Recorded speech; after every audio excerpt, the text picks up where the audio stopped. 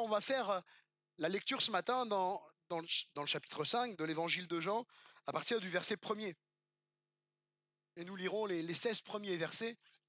Jean chapitre 5. Ça va, vous dormez pas? Oh, ça va, je vous ai pas endormi. Gloire à Dieu, alléluia. Si tu vois quelqu'un qui dort à côté de toi, tu mets un petit coup de coude et tu lui dis attends encore 2 minutes. Non, attends encore 1 heure. Jean chapitre 5 à partir du verset 1er.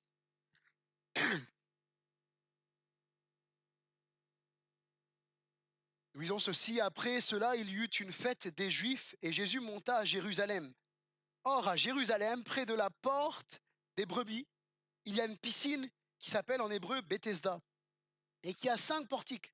Sous ces portiques étaient couchés en grand nombre des malades, des aveugles, des boiteux, des paralytiques, qui attendaient le mouvement de l'eau. Car un ange descendait de temps en temps dans la piscine et agitait l'eau. Et celui qui descendait le premier, après que l'eau avait été agitée, était guéri, quelle que fût sa maladie. Là se trouvait un homme malade depuis 38 ans. Jésus, l'ayant vu coucher et sachant qu'il était déjà malade depuis longtemps, lui dit: veux-tu être guéri?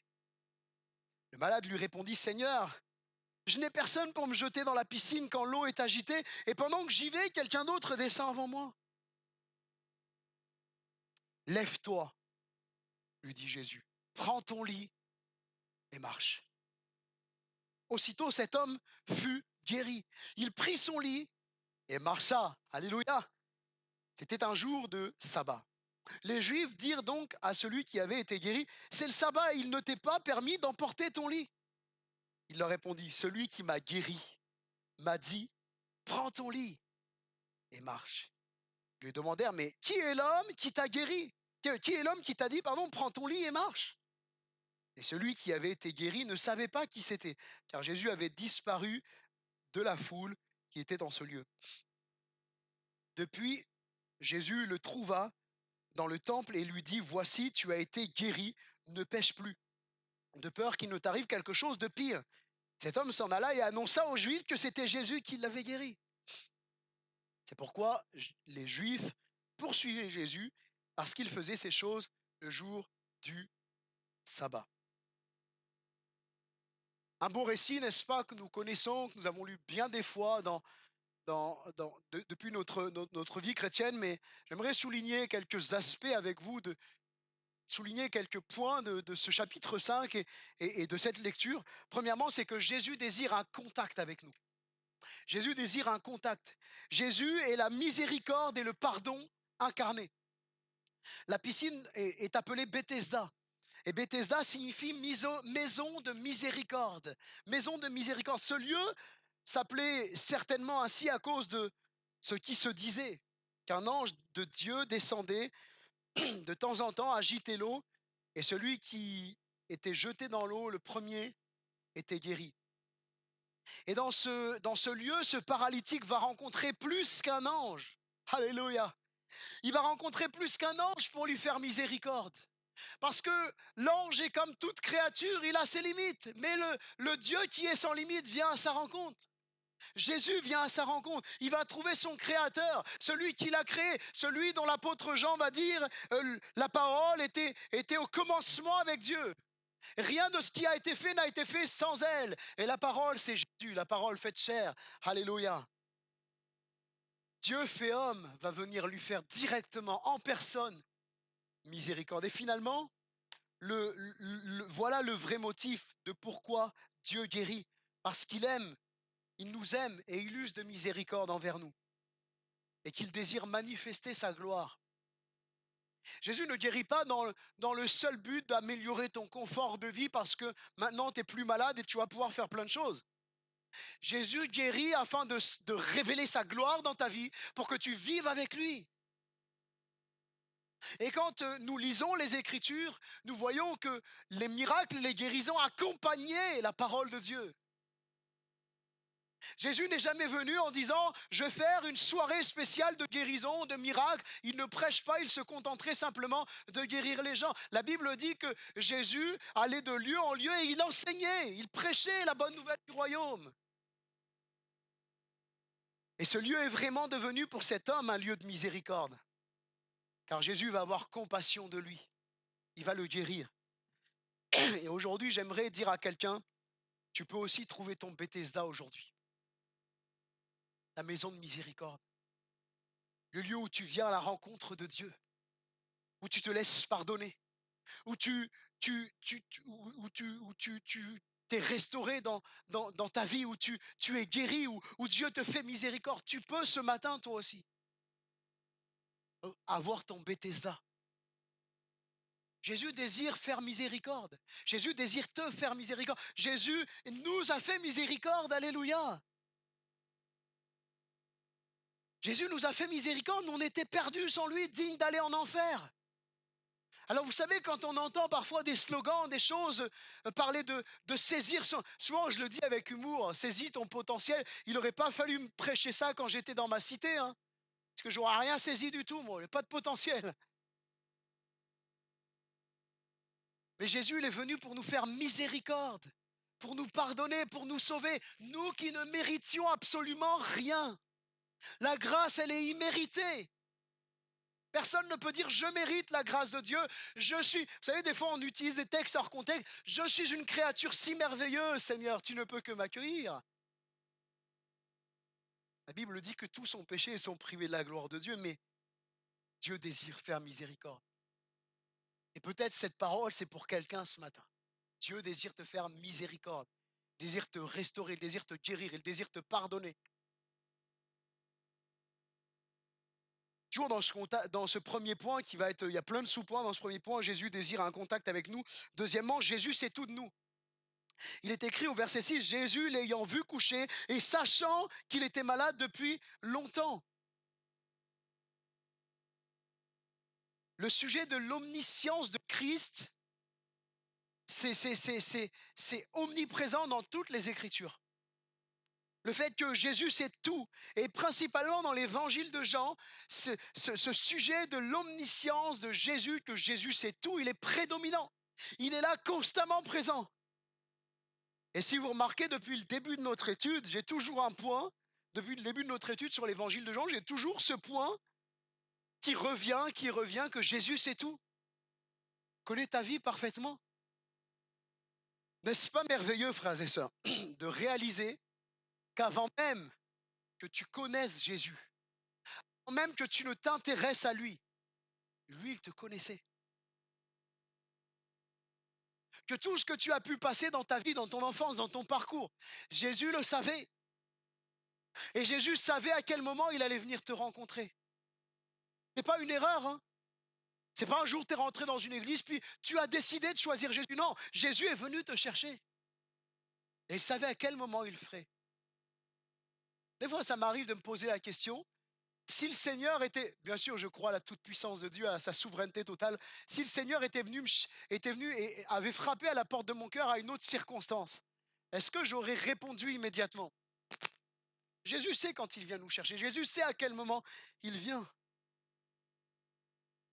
Jésus manifeste encore une fois de plus son omniscience, comme nous l'avons vu précédemment dans le chapitre 4 avec la femme samaritaine, où il lui a montré qu'il connaissait sa vie personnellement, qu'il connaissait sa vie dans les moindres détails. Et ça va faire réaliser à cette femme qu'elle a bien plus qu'un simple juif devant elle. Et là encore, il manifeste son omniscience parce que l'Écriture nous montre que il, Jésus savait qu'il était malade. Jésus savait que cet homme était malade. Et l'omniscience, frères et sœurs, est à la base de la souveraineté de Dieu. L'un ne va pas sans l'autre. On ne peut pas les dissocier. Parce qu'il est souverain, il sait tout. Et parce qu'il sait tout, il est souverain. De savoir que Dieu est souverain, c'est un puissant encouragement, frères et sœurs, pour nous. Nous qui sommes enfants de Dieu. Dieu sait toutes choses, il connaît tout, rien ne lui échappe. Il est souverain et il maîtrise les événements. L'épreuve que tu traverses dans ta vie en ce moment où tu n'en peux plus, tu es à bout, tu n'as plus de force. Et tu te demandes même, mais est-ce que Dieu m'entend? Dieu t'entend. Dieu savait que tu allais passer par là, mais Dieu a déjà prévu. Est-ce que tu réalises que dans ton épreuve en ce moment, Dieu a déjà prévu le moyen que tu en sortes? Aujourd'hui, tu as l'impression de ne pas voir le bout du tunnel. Combien de fois ça nous arrive d'avoir l'impression de ne pas voir le bout du tunnel, de ne pas nous en sortir. Mais quand on regarde quelques années après, qu'on se tourne sur notre passé, on dit, mais Dieu a été tellement bon. Dieu a été fidèle, il ne m'a pas laissé.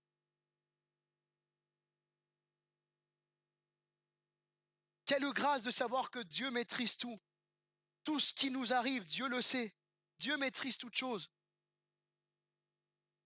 Il y a peut-être quelqu'un ce matin qui ne connaît pas encore Dieu. Tu t'intéresses pas à lui, tu le cherches même pas. Tu cherches même pas à le connaître, mais pourtant Dieu te connaît. Il s'intéresse à toi, il désire te parler. Et ce matin, je crois de tout mon cœur que quand on ouvre la Bible et qu'on prêche l'évangile, qu'on prêche la parole, aussi bien que dans un culte où on enseigne, on s'enseigne, on lit l'écriture dans un but d'enseignement, d'exhortation, même là, je crois que Dieu a une parole pour celui qui ne le connaît pas. Dieu te cherche, Dieu te connaît. Vous savez, il y a des gens qui grandissent avec ce sentiment de ne pas être désirés de leurs parents, qui ont ce sentiment d'être une erreur. Et tu n'es pas une erreur. Si Dieu n'avait pas voulu que tu naisses, tu ne serais pas né. Tout simplement. Tu n'es pas une erreur. Maintenant, est-ce que tu vas chercher celui qui t'a créé? Dieu s'intéresse à toi. Oui, Jésus connaît tout de toi, ton passé, ton futur, tes soucis, tes doutes, tes problèmes, tes souffrances. On ne peut rien cacher au Seigneur Jésus.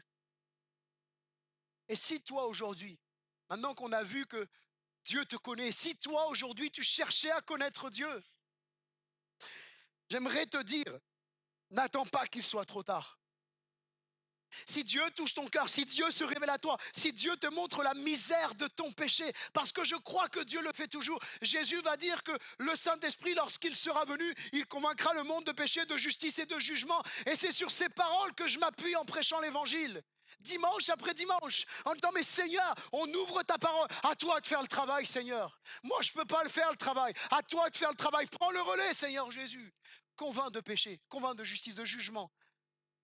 Et que dans les personnes qui viennent, qui ne t'appartiennent pas encore, il y a des gens qui tombent en larmes, qui demandent pardon pour leurs péchés et qui se tournent vers toi. Et oui, Jésus, c'est tout de nous. Jésus veut un dialogue avec nous. Au verset 6, il est écrit, Jésus l'ayant vu coucher et sachant qu'il était malade depuis longtemps, lui dit, veux-tu être guéri? Cette question peut sembler surprenante. Des fois, Jésus, il pose des questions qui nous surprennent. Non, je suis le seul à penser ça. Imaginez-vous, cet homme, il est handicapé, il est dans un endroit où il n'y a que des handicapés, des aveugles, des sourds, etc. Jésus le voit et lui dit, qu'est-ce que tu veux que je te fasse? La réponse aurait semblé être évidente. Et pourtant, elle n'est pas si évidente que ça quand on regarde l'attitude de cet homme. Comme lorsqu'il va demander à Bartimée, que veux-tu que je te fasse? Vous savez, il y a des gens, ils sont malades. Et si Jésus leur posait la question, qu'est-ce que tu veux que je te fasse? Ils diraient, Seigneur, j'ai besoin de 100 000 euros pour cette opération-là, pour me faire opérer et puis pouvoir potentiellement être guéri. Alors Seigneur, donne-moi 100 000 euros. Alors que Jésus dit, mais je peux faire mieux, je peux te guérir tout de suite. Jésus désire un dialogue avec nous. Il désire qu'on lui dise ce qu'on ressent, ce qu'on a sur nos cœurs. La prière, je le disais dernièrement, j'ai fait une vidéo sur les réseaux sociaux, sur TikTok, et je disais la prière n'est pas un monologue. Parce que quelqu'un me posait une question, me faisait une remarque en commentaire et j'ai répondu en vidéo. J'ai dit la prière n'est pas un monologue. Et souvent, nous, on conçoit la prière comme un monologue. Je parle à Dieu, je parle à Dieu, je parle à Dieu. Et si dans tes prières, tu laissais Dieu te parler? Ah non, moi, Seigneur, je veux un grand don spirituel, une grande prophétie. Ah, je veux entendre une voix du ciel qui descend. Je veux qu'un ange se révèle à moi. Et si tu commençais à ouvrir ta Bible pour laisser Dieu te parler, le ciel et la terre passeront. Même Paul va jusqu'à dire dans 1 Corinthiens 13, les langues passeront, les prophéties termineront. Mais la parole de Dieu, Jésus dit, ma parole ne passera pas. Voilà pourquoi dans nos temps de prière, il est important de lire les Écritures. Et il y a des gens, des fois, quand on voit, pas ici, mais ça m'est arrivé d'avoir des entretiens avec des personnes et pasteur, je comprends pas, Dieu me parle pas, j'ai l'impression que Dieu me parle plus, que le ciel est fermé, Dieu me parle plus, pasteur. Je dis, mais mon frère, ma soeur, est-ce que tu ouvres toujours ta Bible? Ah non, ça fait un moment que j'ai arrêté. Eh ouais, tu as, tu as raccroché la ligne directe avec Dieu. Est-ce qu'on est conscient que la Bible, c'est mieux que la Wi-Fi, la 5G, tout ce que vous voulez? C'est la ligne directe avec Dieu. C'est sa parole. Ne laissez personne, ni des hommes, ni une philosophie, ni le diable, vous faire croire que ce livre a été falsifié, vous faire croire que ce livre se contredit. Quand vous trouvez une contradiction, le chrétien ne voit pas de contradiction, il voit une explication. On apprend ça quand on fait des études de théologie. Il n'y a pas de contradiction dans les Écritures, il n'y a que des explications. Parce que la parole, toute écriture est inspirée de Dieu, nous dit 2 Timothée chapitre 3, verset 7. Alors mon frère, ma sœur, si peut-être tu pries encore un peu le Seigneur, tu es dans une épreuve, tu pries un peu, mais tu as l'impression que Dieu ne te parle pas, reviens à la ligne directe. Reviens à la ligne directe.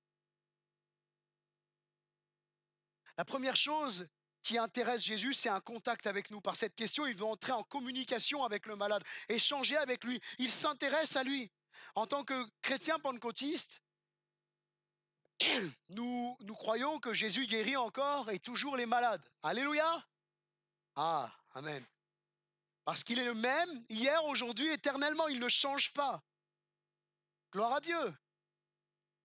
Cependant, frères et sœurs, cependant, vous savez, comme dans toute, parfois toute, j'allais dire, dénomination du christianisme, parfois on met l'accent sur quelque chose au détriment d'un autre. Cependant, nous avons souvent tendance à mettre l'accent sur la guérison du corps, mais on oublie parfois que Jésus est mort avant tout. Avant tout. Allez, je vais faire une phrase négative pour que vous compreniez un peu choc. Jésus n'est pas mort premièrement pour guérir ton corps. C'est pas ce qui a poussé Jésus à venir sur la terre. Jésus n'est pas venu premièrement pour guérir ton corps. Il est venu premièrement pour sauver ton âme. Premièrement, pour pardonner tes péchés. Premièrement, pour faire de toi une personne nouvelle, pour arrêter la colère de Dieu qui était sur ta vie. Parce que tu vois, toi qui n'appartiens pas encore à Dieu, j'aimerais te dire, tant que tu ne te repens pas de tes péchés et que tu ne crois pas en Jésus, que tu ne te tournes pas, tu ne donnes pas ta vie à Christ, la colère de Dieu demeure sur toi. Et un jour ou l'autre, la colère de Dieu, et c'est pas pour te faire peur, parce que c'est une réalité, la colère de Dieu va s'abattre sur toi. Alors si Dieu te parle ce matin, n'attends plus, demande pardon et crois en celui qui est bien plus que la maison de la miséricorde, qui est la miséricorde. Oui, c'est vrai que souvent on met en avant la guérison des corps, mais on oublie que premièrement, Jésus est mort pour effacer, pardonner nos péchés, nous sauver. Frères et sœurs, mettons toujours en avant le salut, le pardon des péchés, la repentance, c'est essentiel, c'est salutaire. Quand ton cousin, ton voisin, ton oncle, ta tante, ton père, ta mère te dit, prie pour moi, je suis malade en ce moment, je me suis cassé l'ongle, non, j'exagère. Quand on dit, j'ai un petit bobo là, prie pour moi, eh ben, saisis l'occasion pour lui dire, je vais prier pour toi, mais déjà, toi, commence à pour toi.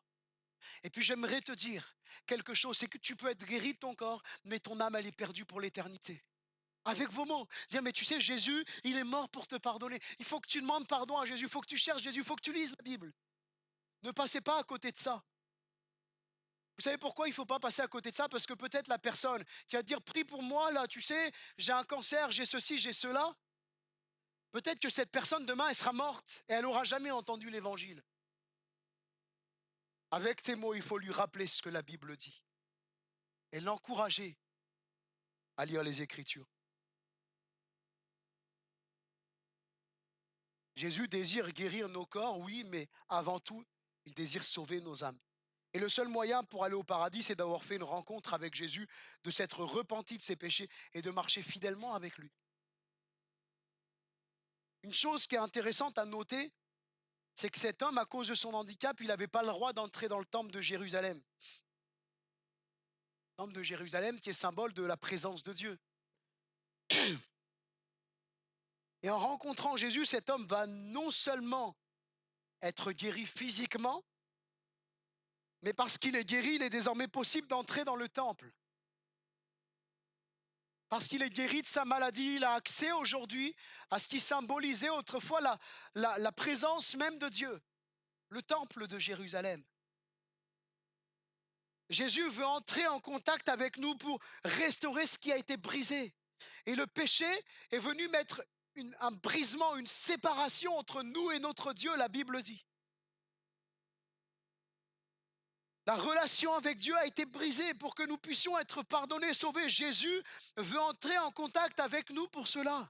Jésus est mort à la croix pour permettre d'être sauvé, de pouvoir entrer dans la présence de Dieu, d'aller au paradis, d'entrer dans le temple céleste.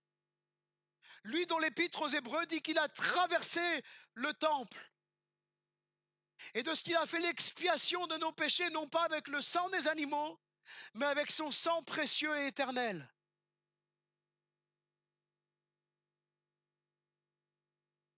Je vais plus loin, j'avance un peu, ne limitons pas Dieu dans nos façons de voir, dans nos conceptions. Cet homme va répondre à Jésus au verset 7, je n'ai personne pour me jeter dans l'eau. Ce paralytique était resté fixé sur la façon dont il voulait être guéri. La conception qu'il avait, il avait mis Dieu dans sa petite boîte à lui. Il fallait absolument que quelqu'un le jette dans l'eau. C'était la seule solution à ses yeux pour être guéri. Et moi, il y a un exemple qui me frappe toujours, c'est l'exemple de Naaman. Naaman, quand le prophète Élisée va lui faire dire, mais va te tremper, va te baigner cette fois dans le Jourdain pour être guéri. Il va dire, mais moi je croyais que le prophète allait arriver. Et on n'est pas comme ça des fois. Dans nos milieux évangéliques, on n'est pas comme ça. On attend que le grand pasteur arrive dans telle ville, que le grand homme de Dieu arrive et qu'il étende sa main sur le lépreux, sur la place publique et le lépreux sera guéri. On a nos conceptions, nos façons de voir. Et Élisée, il lui dit juste un petit truc, petite chose simple, va te baigner. C'est pas compliqué. Alors c'est sûr qu'en été, sur les plages de la Côte d'Azur, c'est plus sympa d'entendre va te baigner que va te baigner dans le Jourdain. Il dit va te tremper, va te laver dans ce Jourdain et tu seras guéri. Mais Naaman, il, il est énervé, la Bible dit, il fut irrité, vous trouverez ça dans 2 Rois chapitre 5 verset 11, et il s'en alla en disant, voici, il sortira, je me disais, il sortira, etc. Je vous l'ai lu, mais lorsque nous prions, sommes-nous prêts à laisser Dieu agir comme il veut? Est-ce qu'il nous arrive encore de dire, Seigneur, je te demande ceci, mais que ta volonté se fasse avant tout? Est-ce qu'il nous arrive encore de le dire, frères et sœurs? Est-ce que nous le voulons encore? Est-ce que quand tu pries pour ton problème, tu es prêt à entendre Dieu te dire, ma grâce te suffit? Est-ce que vous savez ce que ça veut dire dans... Parce que souvent, on a tendance à... On a fait des chants, ma grâce te suffit, ta grâce me suffit, etc. Mais on oublie parfois des choses importantes. Qu'est-ce que Jésus est en train de dire à l'apôtre Paul qui prie 3 fois que cette écharpe lui soit retirée? Je le paraphrase. Je ne te guérirai pas. Je ne te guérirai pas. Je ne répondrai pas à la prière que tu me formules. Mais ma grâce te suffit. Qu'est-ce que nous voulons vraiment? Est-ce que nous voulons que Dieu réponde à toutes nos prières? Ou est-ce que nous sommes prêts à ce que Dieu fasse sa volonté dans nos vies? Et sa volonté, je le pense et je pense que je vais entendre un grand amen, sa volonté, elle vaut mieux que toutes les réponses à nos prières. Elle sera bien mieux pour nos vies que toutes les réponses à nos prières. Un mot de Jésus et les choses changent, frères et sœurs. J'ai vu, Jésus va simplement dire: «Lève-toi, prends ton lit et marche». Une phrase de Jésus et tout change.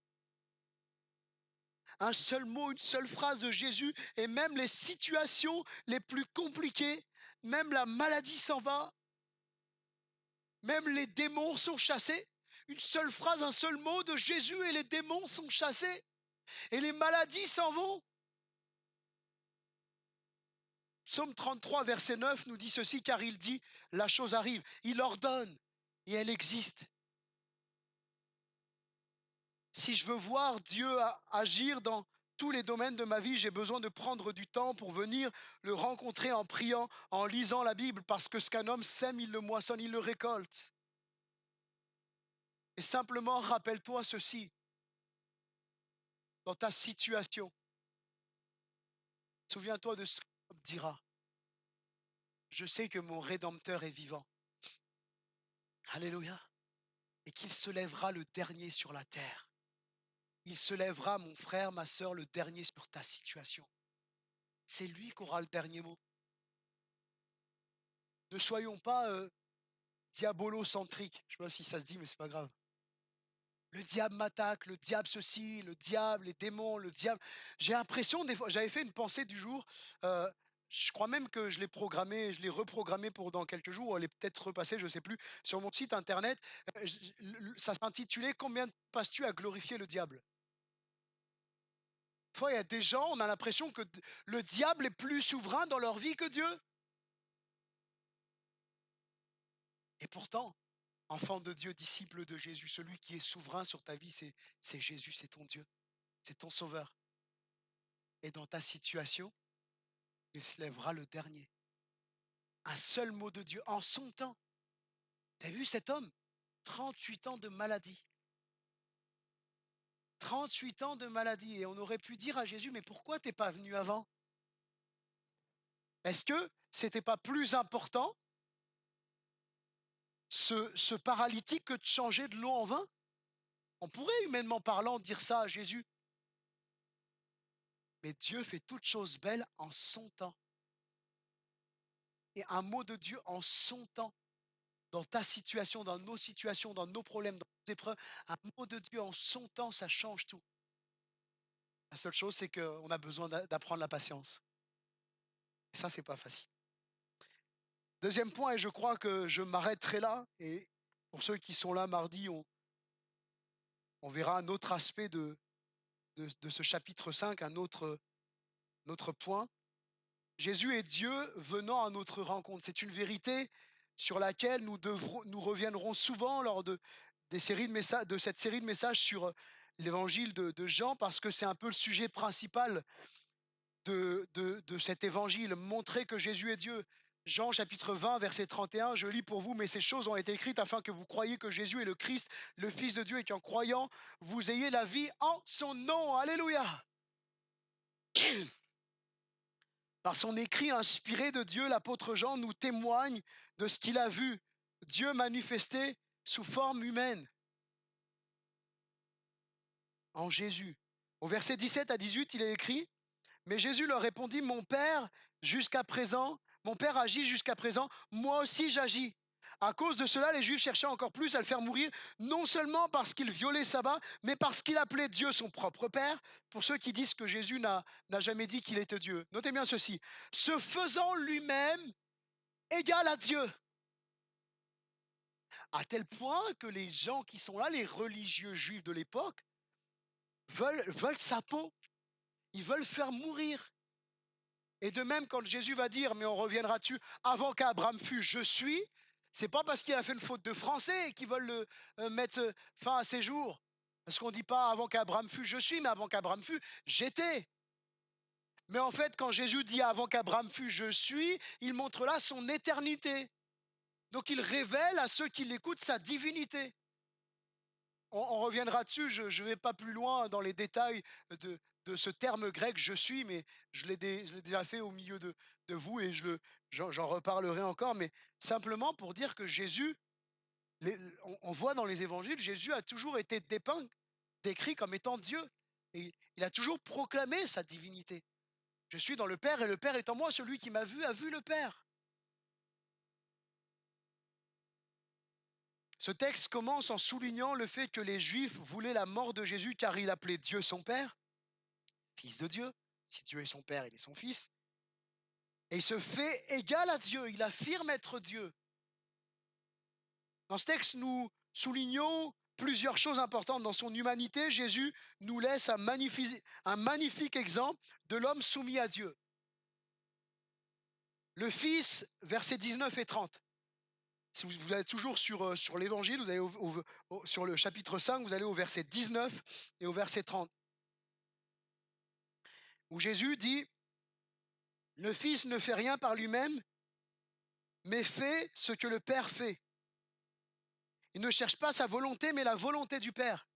Certains y voient là une contradiction en disant, mais vous voyez, Jésus fait rien par lui-même, donc il n'est pas Dieu. Mais là, il nous montre et il nous enseigne ce que doit être tout disciple de Jésus. Cherche à faire la volonté de Dieu le Père. On doit rechercher la volonté de Dieu, pas nos envies, pas nos ambitions, pas nos rêves,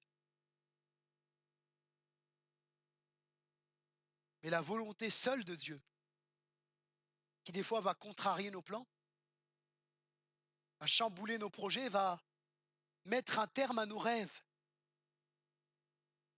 Mettre un terme à nos rêves. Parce que Dieu ne veut pas de rêveurs, il veut des gens spirituels qui cherchent sa face, qui cherchent sa volonté. Cherchons comme Jésus la volonté de Dieu et non nos désirs. Jésus est celui qui donne la vie éternelle. Au verset 21, car comme le Père ressuscite les morts et donne la vie, ainsi le Fils donne la vie à qui il veut. Jean 14, 6, on connaît ce texte. Jésus dit, je suis le chemin, la vérité et la vie. Et la vie dont il est question, c'est la vie éternelle, le paradis. Et 1 Jean chapitre 5, verset 12, celui qui a le Fils a la vie. Celui qui n'a pas le Fils n'a pas la vie. Il n'y a pas de salut en dehors de Jésus. Il est le seul qui nous a sauvés et qui puisse nous sauver. La Bible dit qu'il n'y a aucun autre nom qui ait été donné par lequel nous puissions être sauvés. Ce nom, c'est le nom de Jésus. Alléluia! Nous voyons ici le dessein d'élection aussi du Seigneur. Le Fils donne la vie à qui il veut. Le salut vient de Dieu, il ne vient pas de notre volonté, frères et sœurs. Et je vais développer ce point quelques instants. Bien sûr on a notre... À un moment, il faut qu'on capitule devant le Seigneur. On est d'accord, qu'on dise oui à Jésus. Il y a ce qui semble être de notre volonté, mais quand on va plus loin, on va voir que c'est un peu plus profond que ça, on va le voir. Le salut vient de Dieu et non de nos œuvres, de notre volonté, parce que il n'y a rien dans l'être humain qui n'a envie de Dieu. L'homme pécheur ne veut pas de Dieu. Et d'ailleurs, le prédicateur Charles Spurgeon, qui est appelé même dans les milieux évangéliques le prince des prédicateurs, dira, c'est sûr que si Dieu ne m'avait pas choisi, je ne l'aurais jamais choisi. Et peut-être vous dire, quand même, il abuse le pasteur, hein, de dire ça, mais on peut choisir Dieu quand même. Ah bon? Romains chapitre 3, versets 10 à 12. Il n'y a pas de juste, pas même un seul. Nul n'est intelligent. Ça fait mal, ça, à l'orgueil humain. Nul ne cherche Dieu. Qui peut dire, ah mais moi j'ai cherché Dieu de ma propre volonté? Tous sont égarés. Tous sont pervertis, il n'en est aucun qui fasse le bien, pas même un seul. Romains chapitre 3, versets 10 à 12, vous pourrez relire les textes chez vous. Pourtant, certains pourraient dire, mais un jour, j'ai eu le désir de chercher Dieu. Et c'est vrai, on a eu le désir de chercher Dieu. Et pourtant, Ceux qui ont la Bible, cherchez-le rapidement dans Philippiens chapitre 2, verset 13. Très rapidement, hein, moi je vais le citer, mais si vous voulez, regardez, qu'est-ce qu'il est dit? C'est Dieu qui produit en vous le vouloir et le faire selon son bon plaisir. Ça veut dire que même le désir de chercher Dieu, c'est l'œuvre de Dieu dans nos cœurs. Parce que par nous-mêmes, on ne l'aurait jamais cherché. Comment vous expliquez parfois que des enfants de chrétiens qui entendent l'évangile depuis leur enfance, ils se convertissent à 24, 25, 26, 30, 35 ans? D'autres plus tôt, hein, bien sûr. Et on doit prier le Seigneur que Dieu vienne placer, que Dieu mette ce désir dans le cœur aux gens de le chercher. Parce que notre nature corrompue ne veut pas de Dieu. Elle veut d'une religion. Elle veut de quelque chose qui lui fasse du bien, qui la facilite. Elle veut d'un Dieu bonbon, un Dieu bisounours. Mais elle ne veut pas d'un Dieu souverain sur sa vie.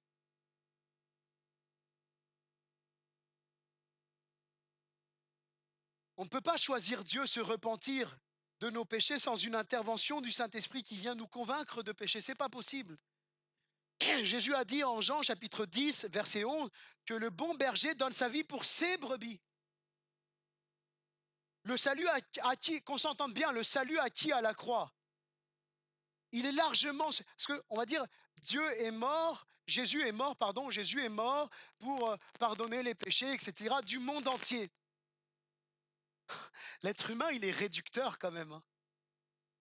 Le sacrifice de Christ, il est largement suffisant pour sauver 1 milliard, 3 milliards, 5 milliards de fois plus que les 7 ou 8 milliards qu'on est sur la Terre. Je ne sais pas combien on est. Bon, bref, vous le savez, mais il est largement suffisant pour sauver encore beaucoup plus. Je veux le dire avec des mots humains, c'est un truc de fou quand même. Le sacrifice de Christ, mais on ne peut même pas le décrire. Donc, le salut, personne pourra dire, mais tu sais, moi, etc. Mais on est tous pécheurs. Le sacrifice de Christ, Jésus, le salut de Jésus acquis à la croix est largement suffisant pour pardonner, effacer le péché de tout l'univers, de tout temps. Mais son salut, il est effectif. Jésus, il est mort parce qu'il pensait à toi sur la croix. Toi, la brebis du Seigneur. Amen. C'est ce que Jésus a dit souvent. Moi, j'ai mis l'accent sur une partie du verset et j'en ai oublié une autre partie du verset. Souvent, dans Jean chapitre 6, verset 37, j'ai souvent dit, Jésus a dit, je ne mettrai pas dehors celui qui vient à moi. Vous connaissez ce texte? Est-ce que vous connaissez ce qui est écrit juste avant maintenant? Ceux qui le savent, juste lever la main que je vois. Qui sait ce qui a écrit juste avant? Juste avant, dans le même verset, hein, je ne mettrai pas dehors celui qui vient à moi. Juste avant, qui sait ce qui est écrit? Bon, je suis sûr qu'il y en a un ou deux qui n'osent pas lever la main, mais qui le savent. Tous ceux que le Père me donne viendront à moi. Et je ne mettrai pas dehors celui qui vient à moi. Logique, le Père me les donne. C'est quand même fort. Et là, moi, je réalise toute la grâce de Dieu. En fait, le salut, quand on réalise que le salut vient de Dieu et que nous, on est totalement déchus, on est totalement pécheurs, c'est là qu'on réalise vraiment la grâce souveraine de Dieu, la grâce toute puissante du Seigneur, qui vient chercher des êtres tellement sales à cause de leurs péchés. Et si vous dites, moi, j'ai jamais fait des gros péchés, hein. Juste dans tes pensées déjà, juste dans nos pensées, combien de fois ça nous arrive de pécher? Juste dans nos regards des fois. Ah, je vais juste aller chercher le ou la célibataire, hein, qui quand il voit un jeune gars, jeune fille passer dans la rue, il se retourne là. Et puis il y a des pensées de convoitise qui arrivent. Juste ça, c'est condamnable aux yeux de Dieu. Juste de mentir. Qui peut dire j'ai jamais menti de ma vie? Si vous me dites oui, moi, respect, hein. Respect. Parce que même moi, des fois, je teste ma fille pour voir. Et non, mais on n'a pas besoin d'apprendre à un enfant à mentir pour qu'il mente. On est totalement déchu. On est totalement perdu. Et la grâce de Dieu, c'est qu'il vient chercher celui qui ne le méritait pas du tout, à 0%. Tu mérites ton salut à 0%.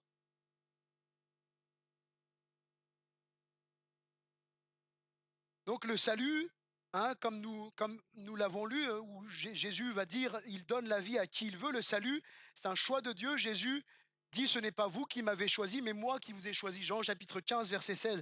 La Bible dit que nous l'aimons parce qu'il nous a aimés le premier. Quelle grâce, quelle grâce. Et je termine par ce dernier point. Un jour, Jésus exercera le jugement contre ceux qui n'ont pas cru, mais il n'y a plus de condamnation pour ceux qui sont en Jésus-Christ. Quelle grâce. Le Père, au verset 22, il dit, le Père ne juge personne, mais il a remis tout jugement au Fils. Ceux qui croient et marchent fidèlement en Jésus ne seront pas jugés. Est-ce que je peux entendre un grand Amen? Alléluia. Pourquoi? Parce que le jugement, il a déjà été accompli à la croix du Calvaire. Parce qu'à la croix, tu as été déjà jugé. Ton jugement a été effacé à la croix. Ta dette n'est plus. Le sang de Jésus te purifie de tout péché.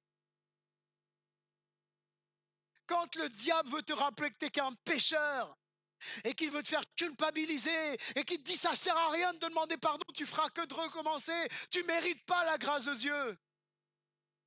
Eh bien, dis à ton âme, comme David a dit à son âme, c'est vrai, je ne mérite pas la grâce de Dieu, mais Dieu ne me voit plus comme un pécheur.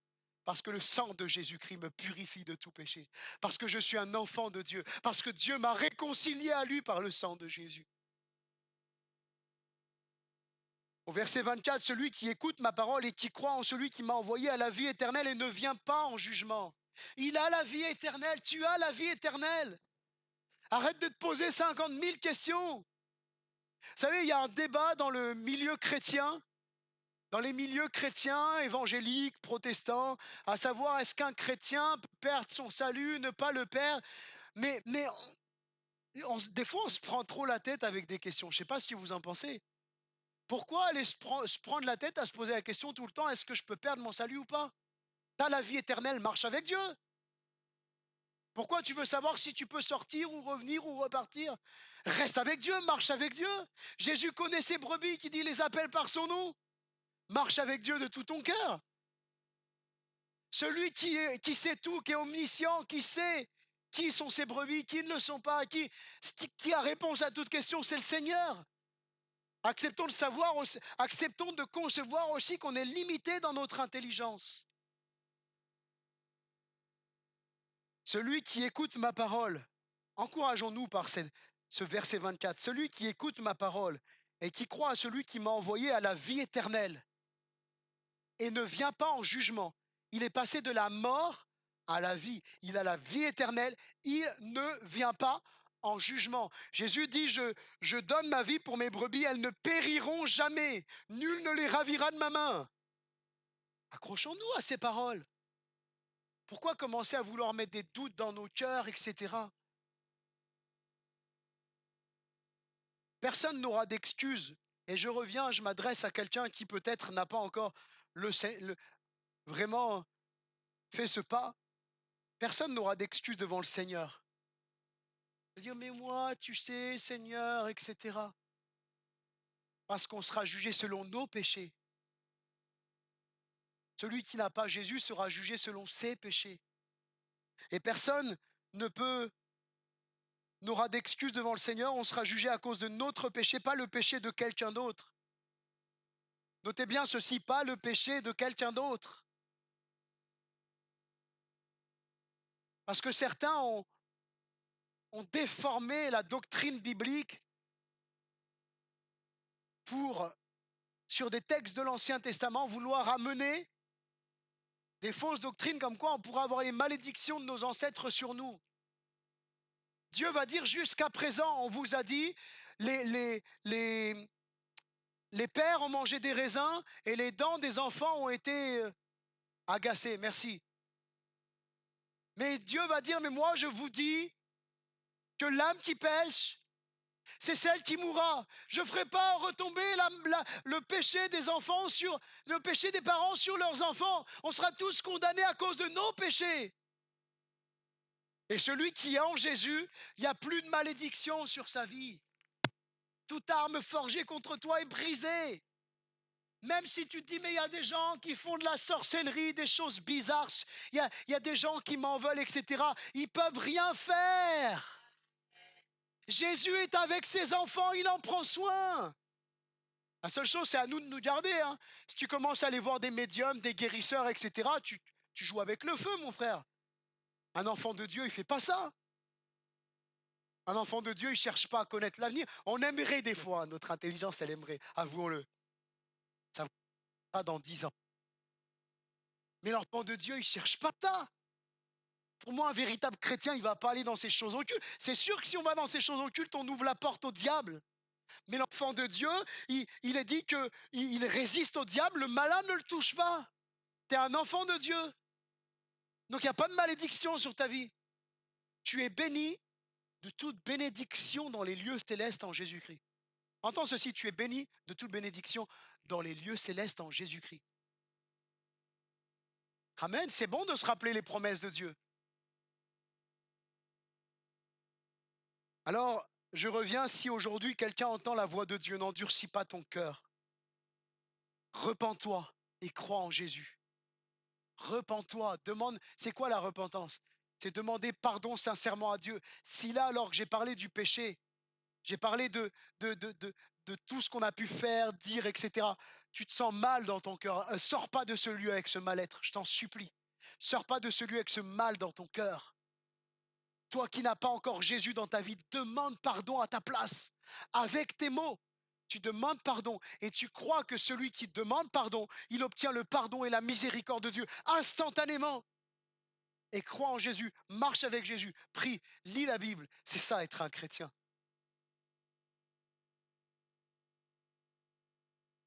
Alors, frères et sœurs, je termine. Jésus est venu dans le monde pour nous sauver. Il est venu pour nous sauver, pour nous pardonner, pour guérir nos cœurs brisés. Et ce paralytique, quand les Juifs vont lui poser des questions, il va dire qu'il ne savait pas qui l'avait guéri. Mais toi aujourd'hui, nous aujourd'hui, nous savons qui nous a sauvés. Nous savons qui nous a guéris. C'est Jésus.